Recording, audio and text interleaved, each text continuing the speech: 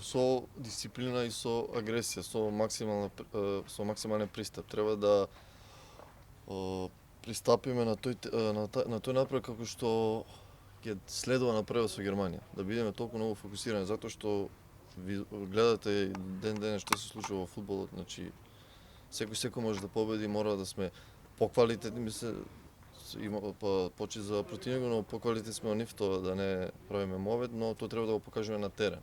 Затоа што мое мислење, ако сме 100% фокусирани, мислам дека нема да имаме проблем, но како што кажав, Лихтенштейн аутсайдер е, но видовте на Арменија изеде бот, така да мора со Романија гледав утакмицата, има неколку позиции на 0-0, така да мора максимално да пристапи на овој надпревар за да не дојде до изненадување.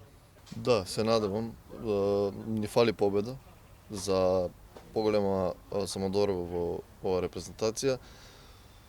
Не мора ја да го дадам голот, било кој нека го даде, само да победиме и да тргнеме на нагорна линија со добри резултати и се надевам со многу големи успеси.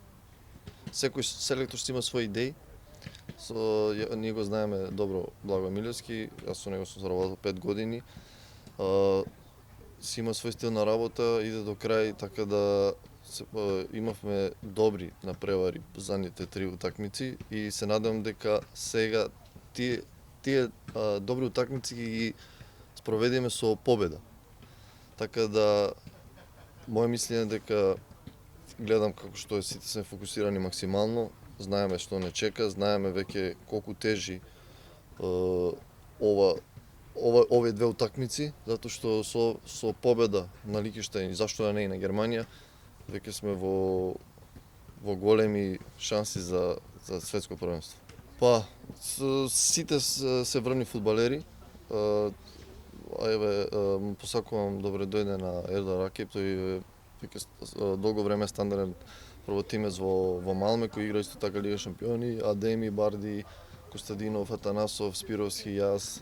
Значи, ќе фали Барди многу. Тој е еден од нашите најглавни играчи, многу ни недостасува, но ќе се обидеме некој од нас да го потполни местото и да го даде максимумот и да победиме.